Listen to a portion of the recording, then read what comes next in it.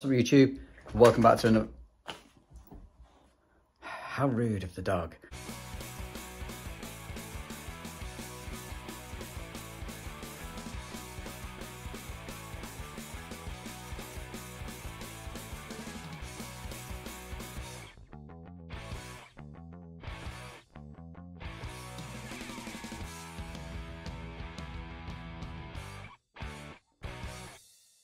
Welcome back to another episode of Life of a Jobbing Plumber. Again, random day of bits. If you like it, don't forget to click like, do it now before you forget, and I'll catch you on the next one. So this one we've just been called out to. The client said there's water pouring outside and it's making a horrendous banging noise. Pause the video now and get your comment in to what you think this could be. I'll give you a clue. It's a combi boiler. That's all you need to know. So that'll be the water running outside. Can't see the heating being on. Ah.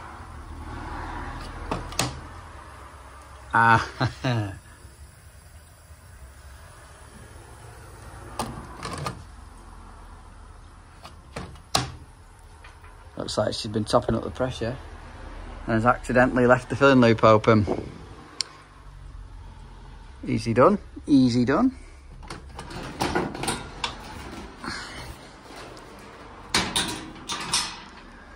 We'll start by getting some water out of here. Just give it a quick look over.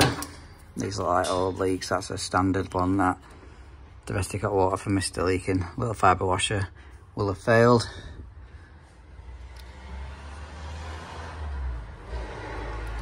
There's a little weep on the automatic air vent. We'll get it drained off via this little drain off here, which I find a manometer hose, manometer tube, fits best on them.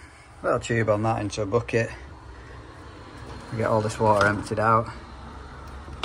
And I quiz the customer with the question of, has she noticed any leaks on the radiators? Probably just go and have a look round. But whilst we're emptying this out to take the pressure back down to 1.5, sorry about the road noise. Might as well recharge the expansion vessel whilst we're here. That's on 0 now. Has the hose finished? I'd say so. Got our inflator on the Schrader valve there. 0.70. It's not too bad actually that, but we'll get it recharged up to a bar. It shuts off the drain off. Disconnected the expansion vessel inflator.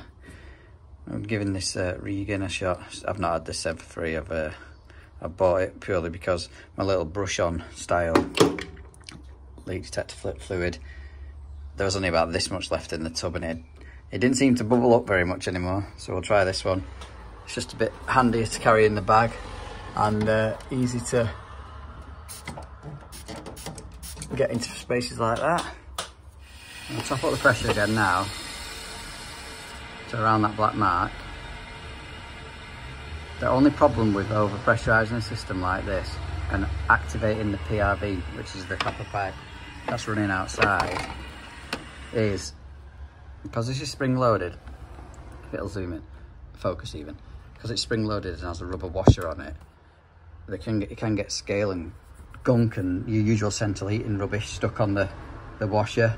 And granted, it should have been blasted out with this under 4 bar, going through it for a few hours, but sometimes they don't reseat properly and it'll take that out, as in that'll have failed, so we'll have to replace that. But we'll see what it's doing outside. I mean, it's definitely stopped running, but obviously because this has had water in, it's going to be hard to gauge. You can put a balloon over that and then the customer can monitor it over the next coming days, but she's in her 80s and I'm not sure how she'd be at getting down to get the balloon off. I'll just advise her that it could lose pressure and we might have to change that pressure relief valve at a later date if it starts again, but it's looking good so far. Obviously we've given our heating a test now. The pressure has dropped and it's bouncing around. That's well, normally the bounce around will be as simple as this isn't in use or is full, but obviously we know that's not the case. The pressure always drops because the pump's turned on. That's just normal. Don't go topping it up when the pump's running. So yeah, test this out, do our flue, gas and safety, and on to the next one. It's not a very good install, this light, but whilst we're here, thought I'd just point that out. This one I've just turned up to. I've only been repairing a leak on the cold water inlet.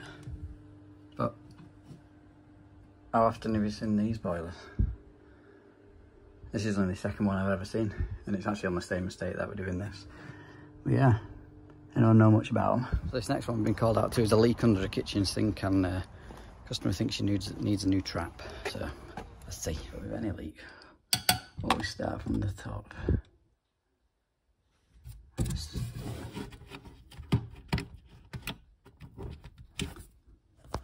Looking a bit curious, is that? I'd say that's one problem, but also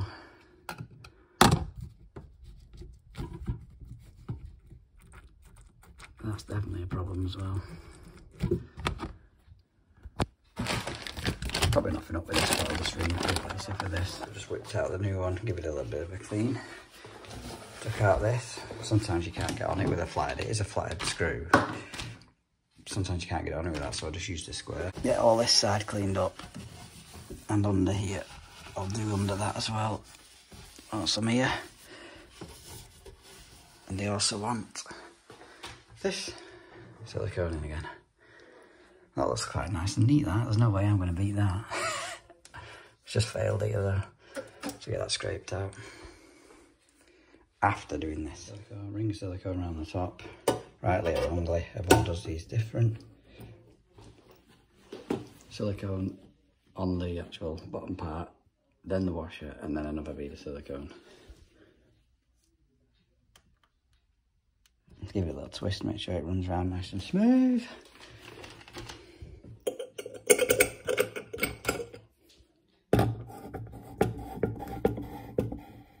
You don't need to go over the top.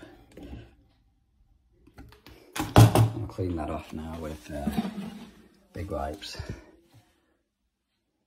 And get the trap back on. When it comes to silicone, I always use this Dow 785. It's a bacteria resistant one. Just be careful though, because I realise I've picked up a 781, and the only real difference, we've not got sanitary on this like this one has, and it doesn't say bacteria resistant, so this will probably only get used now for sticking stuff, not silicone and things like around baths and showers and stuff. I continue with the 785 for that, because I've used that for donkey's years. It's not cheap, but it's highly rated. Came off pretty easy, that. Just a quick score with the Stanley knife.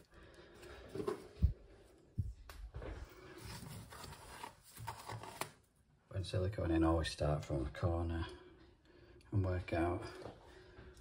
Need to mess around now, that looks horrendous, but I'm happy with the rest of it. I'm not the best at this. They wanted a bit thicker bead, by the way, because they said the old one just didn't last long enough. Everything's tucked away in there now. Just going to put a bit of PTFE around this because the washer's a bit baggy, and silicone up that in clear. So yeah, that's that kitchen sink leak repaired.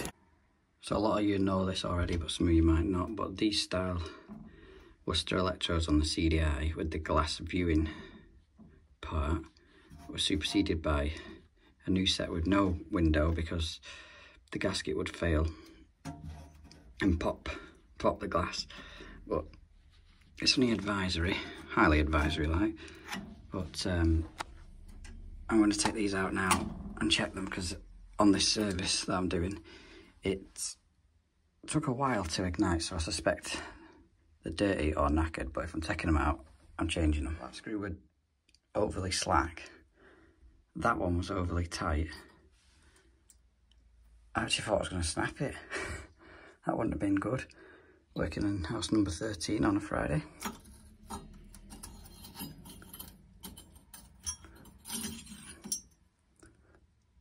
Yeah, they definitely require cleaning and the gap's too big. But that rectification probe's not looking too healthy either. This will be the original one. Get these swapped out. Part number for anyone who needs it. Yeah, pause it. And they are the new ones. So no glass viewing window on this.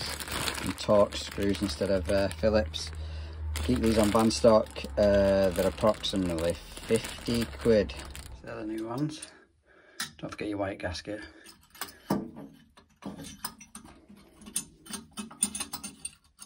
And the new one, new ones are a Torx